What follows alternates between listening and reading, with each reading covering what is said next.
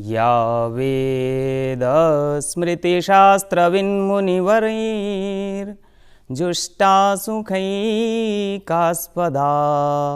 दैवी सम्पदलङ्कृता भगवता श्रीशेन संरक्षिता। या वर्णाश्रमसारहारहृदया धर्मार्थमोक्षप्रदा नित्या विश्वहितैषिणी विजयते सा वैदिकी संस्कृतिः। सा वैदिकी संस्कृतिः। दर्शकों नमस्कार।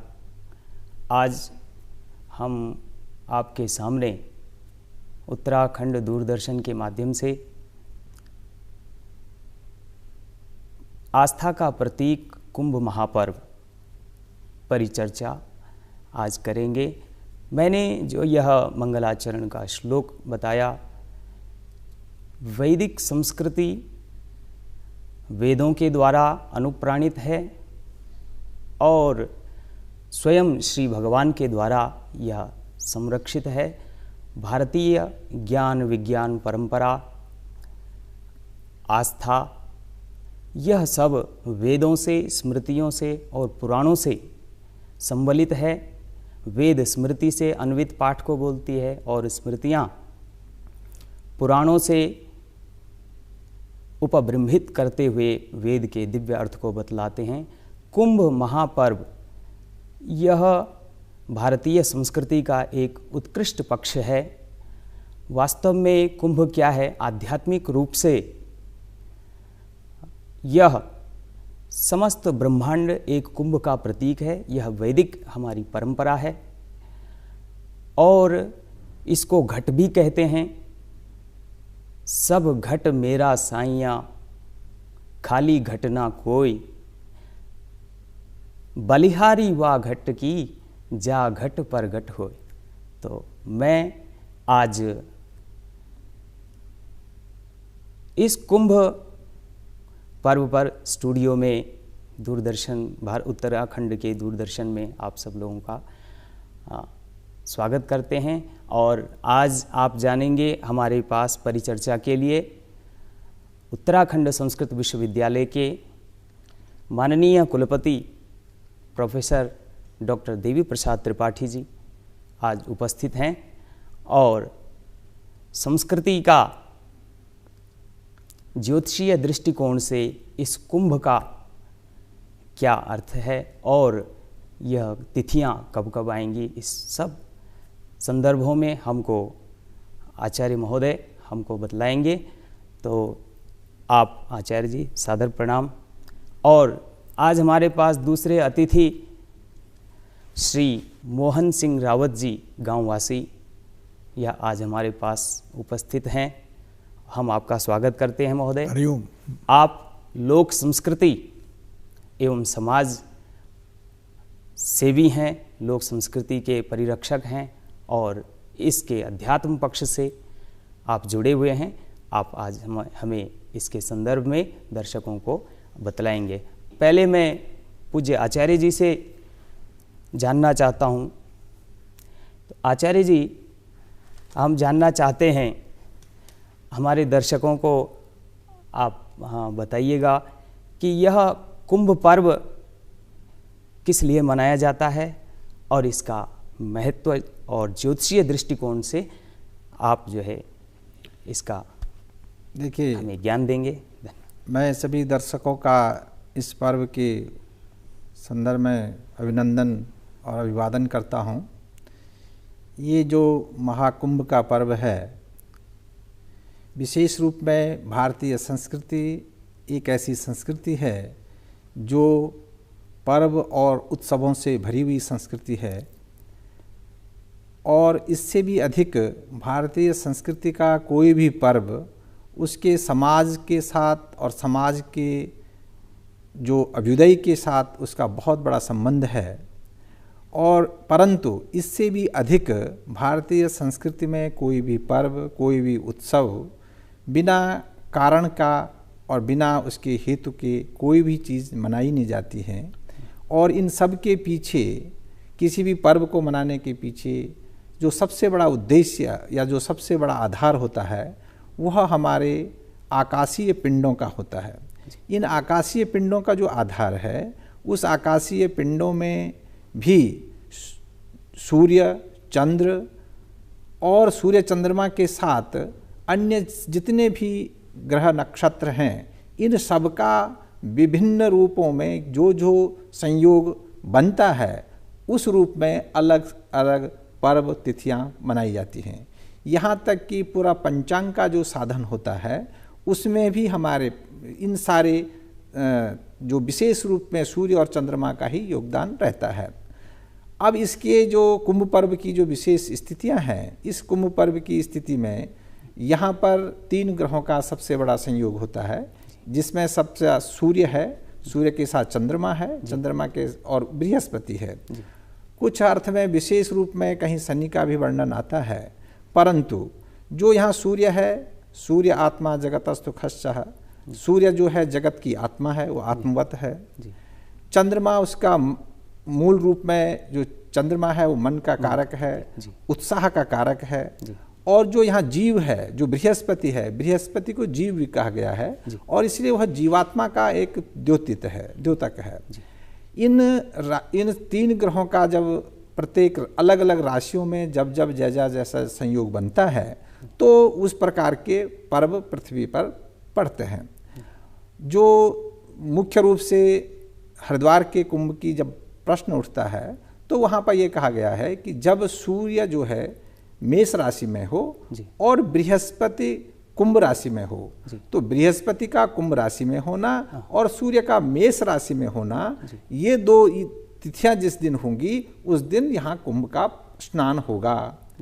और उसमें भी फिर ये आता है कि चंद्रमा भी यदि मेष राशि में आ जाए तो और भी कुंभ का स्नान का और पर्व बन जाता है। तो वो पर्व बनता है जो अगर मेष राशि में सूर्य है और मेष राशि में ही चंद्रमा है और कुंभ राशि में बृहस्पति आ गया, तो ये दिन होता है जो बैसाख अमावस्या का। तो बैसाखी अमावस्या जो होती है, बैसाख अमावस्या जो होती है, उस दिन का वो पर्व पड़ता है।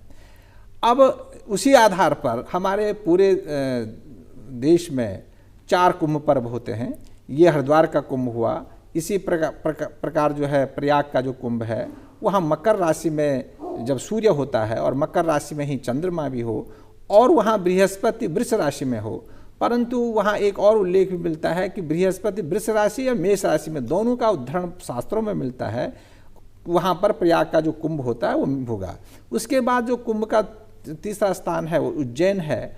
उज्जैन में जब सूर्य मेष राशि में हो और बृहस्पति जब सिंह राशि में होगा और मेष राशि में ही जब चंद्रमा भी होगा, तो उज्जैन का कुंभ होगा।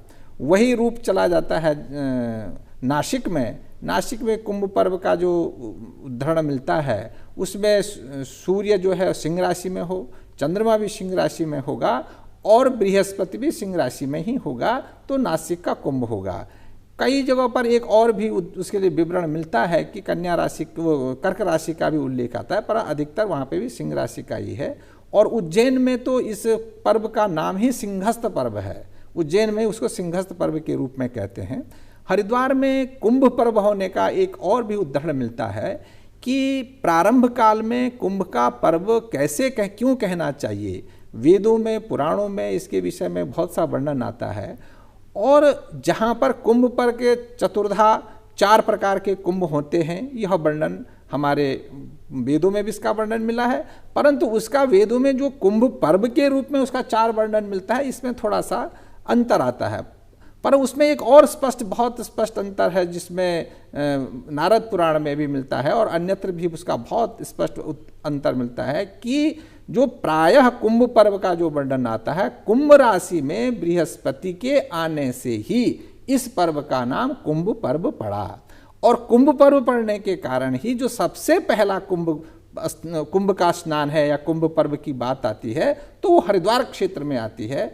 अन्य क्षेत्रों में इसके विषय में इतिहासकारों की दृष्टि से या अन्य लोगों की दृष्टि से कुछ और भी विभेद हैं, ये अलग से उसका विषय है, अनुसंधान का या विषय बन जाता है। परंतु जो ये आस्था का जो एक पर्व है, इस आस्था के पर्व में इस योग में जो भी गंगा में स्नान होगा वह गंगा में स्नान हो करके उसको पुण्य का लाभ होगा और वो 10 अश्वमेध यज्ञ के बराबर उसको लाभ मिलेगा। तो 10 अश्वमेध यज्ञ के बराबर जो लाभ मिलना है वो एक कुंभ पर्व में उसको लाभ मिलेगा। यह वर्णन वेदों पुराणों में और खूब रूप में मिलता है। इसी आस्था के साथ प्रायः सारे लोग यहाँ पर गंगा स्नान के लिए आते हैं और उनकी भावनाएं और वो आस्था इतनी ज़्यादा जुड़ी रहती है कि बिना और आस्था में वो भी आते हैं और उनके साथ अपने जो सगे संबंधी हैं, अपने देवता पितृ, सबका वहाँ पर आकर के पूजन इत्यादि किया जाता है। धन्यवाद आचार्य जी। अब मैं मोहन सिंह रावत जी से पूछना चाहता हूँ कि इसका जो लौकिक और जो सांस्कृतिक पक्ष है इसके बारे में आप कुछ हमारे दर्शकों को बताएं। नमस्कार। कुंभ महापर्व हरिद्वार के विषय में आज बात हो रही है, वैसे सभी कुंभों के बारे में, परंतु विशेषतः हमारे सामने हरिद्वार महापर्व पड़ रहा है। लोक संस्कृति के अनुसार, लोक जीवन के अनुसार यह मकर संक्रांति से यह इसका स्नान शुरू हो जाता है और मकर संक्रांति और उत्तरायण, इसको उत्तरायण भी बोलते हैं क्योंकि सूर्य उत्तरायण की ओर जाता है और सूर्य जो है मकर राशि में चला जाता है। मकर राशि वैसे भी विष्णु की राशि है और चंद्रमा इसका विशिष्ट फल देता है, तो इसलिए यह हमारे भारतवर्ष में मकर में सूर्य जाने से और उत्तरायणी होने से सभी जो तालाब हैं, नदी हैं, गंगा है, जैसे सब में स्नान करने का महत्व रहा है और ये शिशु ऋतु में भी ये इसका प्रभाव रहा है। तो इसलिए एक नए जीवन को देने के लिए यह मकर संक्रांति शुरू होती है, पहला कार्यक्रम। अब जो है हमारा जो पुरातन समय से, आज ही नहीं बहुत पुरातन समय से कुंभ का आयोजन हुआ है स्नान का, और वो हरिद्वार में जिस प्रकार से अभी आपने शास्त्रीय वर्णन सुना है उसके अनुसार होता है। तो इसमें जो कुंभ में स्नान भी था और कुंभ में भारत की जो वर्तमान स्थितियां होती थी उस समय की, उसमें जो लोक जीवन होता था, उस लोक जीवन के मार्गदर्शन के लिए भी बड़े बड़े विद्वान साधु संत निर्णय करते थे कि अब भारत को किस रूप से चलना है, जगत को किस रूप से चलना है। जो जो परिस्थितियाँ बंदी थी उसके लिए वो दिशा निर्देशन विद्वान लोग करते थे, धर्माचार्य करते थे। तो उसमें जहाँ अध्यात्म स्वरूप था वहाँ लोक जीवन को व्यवस्थित करने का भी एक मार्ग प्रशस्त होता था। आज भी जो स्थितियाँ बन रही हैं उसमें जो महापर्व में लोक जीवन के लिए, लोक संस्कृति के लिए एक बहुत बड़ा महत्व हो गया है कि भारत की संस्कृति का संरक्षण संवर्धन हो। और उसमें यह जहाँ देवत्व से जुड़ा हुआ है वहाँ प्रकृति से भी जुड़ा हुआ विषय है कि हम जिस से पवित्रता लेते हैं, पुण्य लेते हैं, उन स्थानों का भी हम संरक्षण संवर्धन करें। तो इस स्थिति में भी इसका रहा हुआ। और मैं तो यहाँ तक कहता हूँ कि उत्तराखंड में ऐसा कोई गांव नहीं है जिस गांव का भूमियाल ना हो वो, और जहाँ उनका इष्ट देवी देवता ना हो, और सब जगह वह अपने जल स्रोतों को, तालाबों को और नदियों को साफ करते थे, वहाँ स्नान करते थे और इस विषय को लेकर के अपने देवी देवताओं को भी वो मकरेण में और इन कुंभ पर्व में लाते थे। आज भी वो स्वरूप प्रस्तुत करने के लिए योजना बन रही है और मैं समझता हूँ कि जो बिना बुलाए के भी भारतवर्ष का जनमानस अपने आप आस्था, विश्वास और श्रद्धा के साथ कुंभ में सम्मिलित होता है। उसमें जैसे भी उसके व्यवस्थाएं उसको वो सहता है और ऐसे पर्व में हम इस भारत की संस्कृति के संरक्षण और संवर्धन के लिए एक अभियान के रूप में हम चलाते हैं, क्योंकि भारत की संस्कृति ही एक ऐसी मानव संस्कृति है जो मानव के जीवन के उत्थान के लिए और उसके लोक जीवन को व्यवस्थित करने की संस्कृति है। तो ऐसे पर्व में हम लोगों का यह पर्व माना जाता है और यह कुंभ महापर्व है। तो इस महाकुंभ, उसकी कथाएं अलग अलग हैं, उन कथाओं को भी आगे बोलेंगे, परंतु आज के संदर्भ में इस व्यवस्था को बनाए रखना और लोगों को में श्रद्धा, विश्वास और आस्था को रखने के लिए सभी को यह प्रयत्न करना है कि हम भारत की संस्कृति को उसका संरक्षण संवर्धन करें और उसमें भारत विश्व गुरु बने। ऐसे संकल्प को लेकर के हम आगे बढ़ेंगे। धन्यवाद, आपने बहुत अच्छा बताया। और इसमें जो भारतीय संस्कृति का मुख्य जो लक्ष्य है, धर्म, अर्थ, काम और मोक्ष। धर्मार्थ काम मोक्षाणाम यस्यैकोपि न विद्यते अजागलस्तनस्यैव तस्य जन्म निरर्थकम। अर्थात धर्म, अर्थ, काम और मोक्ष, ये चार ही पुरुष के पुरुषार्थ हैं। और मोक्ष की प्राप्ति के लिए, जैसे गांववासी जी ने आपने बताया कि अपने पितरों को, अपने देवताओं को, अपने मंदिरों के श्री विग्रहों को लोग ला करके और संगम में, नदियों में, जहाँ जहाँ यह कुंभ पर्व होता है वहाँ लोग स्नान कराते हैं और अपने पितरों की मुक्ति के लिए, अपने खुद की मुक्ति के लिए, ऐसा पद्म पुराण में वर्णन आया है कि इससे मोक्ष की भी प्राप्ति होती है। क्योंकि जिनको ज्ञान विज्ञान की प्राप्ति नहीं है, जो उस दिव्य ज्ञान विज्ञान, याज्ञवल्क्य और गार्गी में यह संवाद चलता है, वह याज्ञवल्क्य जी कहते हैं, एवं वा गार्ग्य विदित्वा अस्माल लोकात् परेति स कृपणोथ। जो धर्म, अर्थ, काम, मोक्ष रूपी पुरुषार्थों को प्राप्त करके, मनुष्य जन्म को प्राप्त करके, इन पुरुषार्थों को जिसने प्राप्त नहीं किया उसका जन्म व्यर्थ है, वह कृपण है।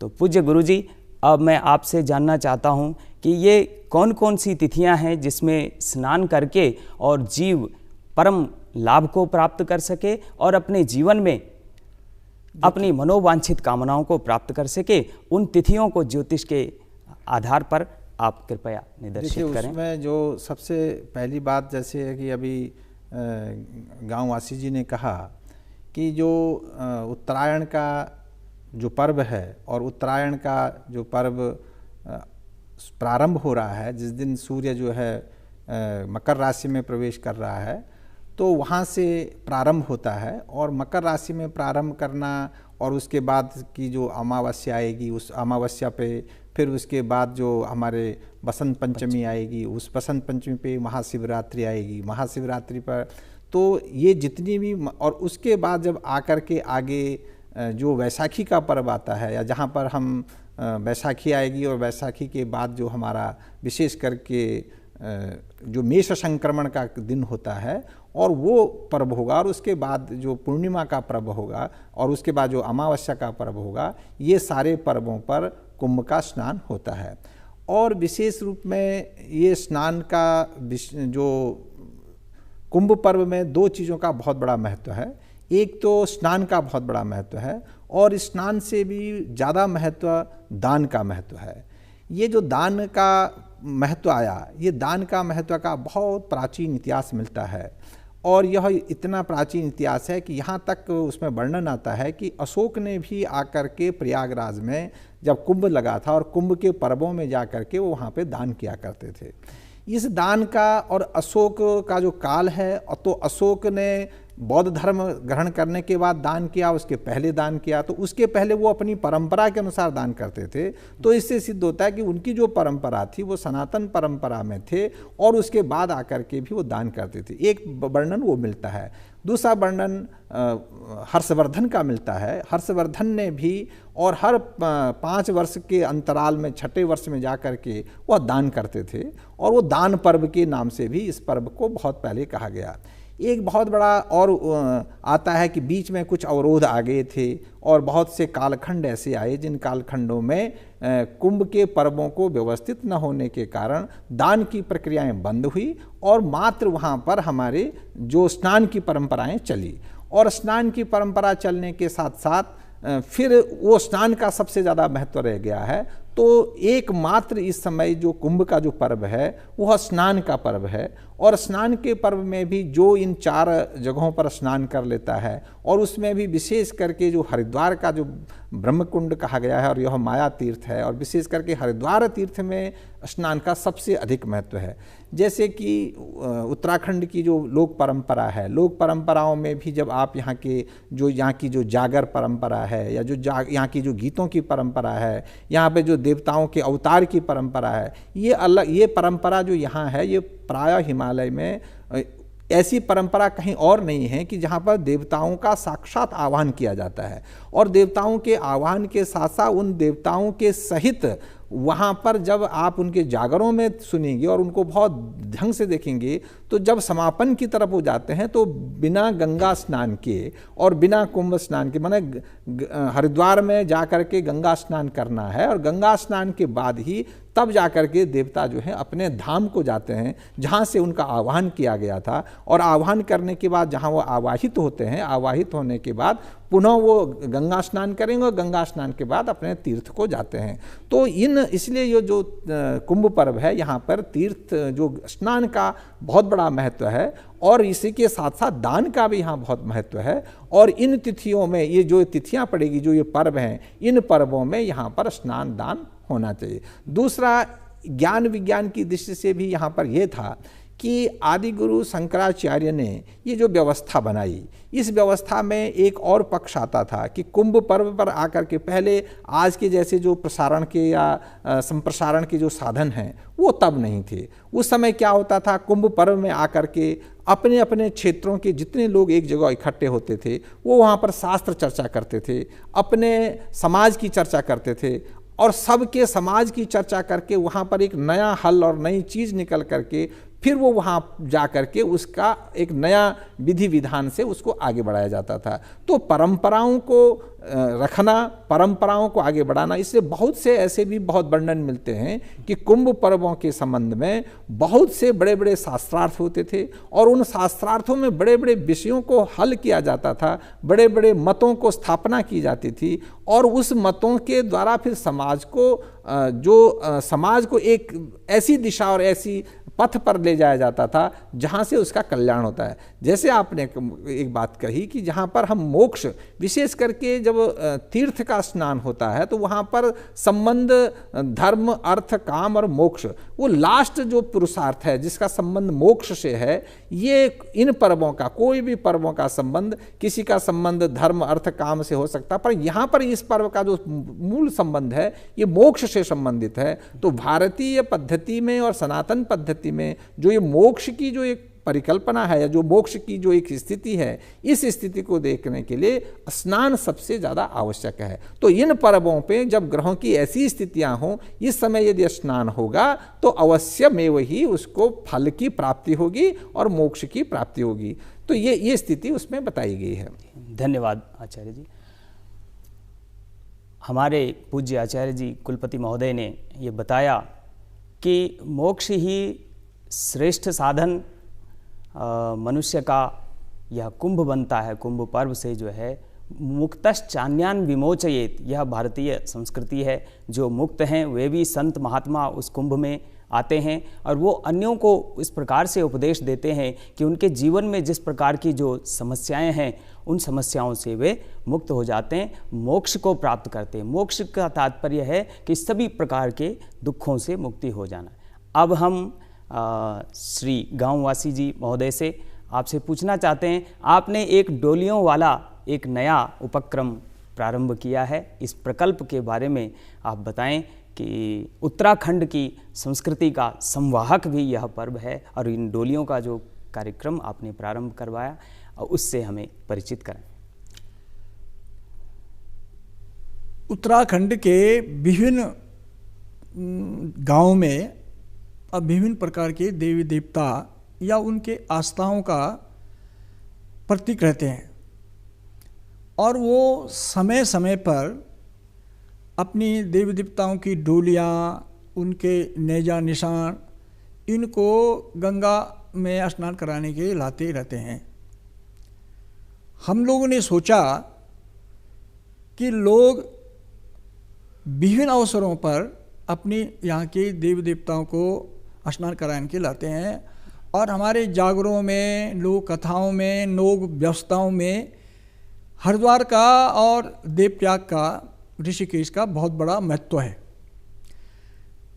तो हमने सोचा कि जब यहाँ महाकुंभ में, कुंभ महापर्व में हमारे साधु संत हैं, हमारे भारत के सनातनी लोग हैं, ये स्नान करने के आते हैं, तो जब कोई स्नान करने के लिए जाता है तो वो अकेला मनुष्य का शरीर नहीं है, उसमें उसके पूर्वज भी आते हैं, उसके देवी देवता भी आते हैं, तो वो सबका स्नान वो एक शरीर से में विद्यमान करते हैं।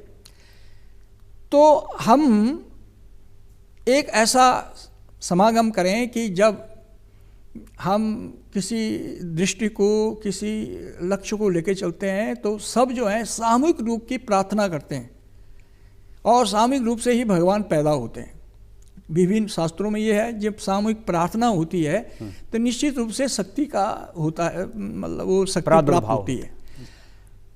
तो हमारे देवी देवताएं विभिन्न अवसरों पर स्नान करते हैं, इसलिए इनको एक ऐसे दिन रखे हैं कि हम पूरे हिमालय क्षेत्र के देवी देवताओं को और नेजा निशानों को एक ही दिन उनका स्नान कराएं और उनका शोभा यात्रा निकालें। तो हम लोगों ने संपर्क किया, इसलिए हमने श्री देवभूमि लोक संस्कृति विरासत शोभा यात्रा समिति के द्वारा तत्वाधान में, और उसमें शासन और प्रशासन का सहयोग, सहभागिता रहती है। तो विभिन्न स्थानों से देवी देवता की डोली और उनके निजा निशान आते हैं और सबसे पहले ऋषिकेश में उनका सम्मेलन होता है, वहाँ पर स्नान होता है, उसके बाद शोभा यात्रा निकलती है, उसके बाद हरिद्वार में उनको रखते हैं। उसमें हमारा तिथि का ये रहता है कि जो पहले से जो तिथियां शाही स्नानों की है उसमें हम लोग न करें, क्योंकि बहुत बड़ा अव्यवस्था हो जाएगी, इसलिए उसके लिए व्यवस्था अलग से करते हैं। और ये है कि बैसाख के महीने में हम करें, और बैसाख जो है वो सूर्य मेष राशि में रहता है, तो वो पूरा बैसाख का महीना महापर्व रहता है। तो उस दिन हम उनको आह्वानित करते हैं, उनको लाते हैं और उनका दिव्य भव्य पुण्यमय स्नान कराते हैं। और इसके लिए पूरे उत्तराखंड के लोग बहुत उत्साहित रहते हैं कि हमारे देवी देवता वहाँ जाते हैं। और बहुत अच्छा ये हो गया है कि जब मनुष्यों का स्नान होता है तो हमारे जो हिमालय क्षेत्र का जो देवी देवता हैं उसमें हमने एक बात की है कि भगवान बद्रीनाथ जी के पावन ध्वज उसका नेतृत्व करेगा, पावन जो ध्वज है वो नेतृत्व करेगा, और सेम नागराजा जो श्री कृष्ण है वो उसकी मेजबानी करेंगे, वो सबको बुलाएंगे। तो इसलिए हमने किसी मनुष्य को इसमें कोई महत्व नहीं दिया, देवताओं को दिया, क्योंकि देवता ही बुलाएंगे और देवता ही उसका नेतृत्व करेंगे।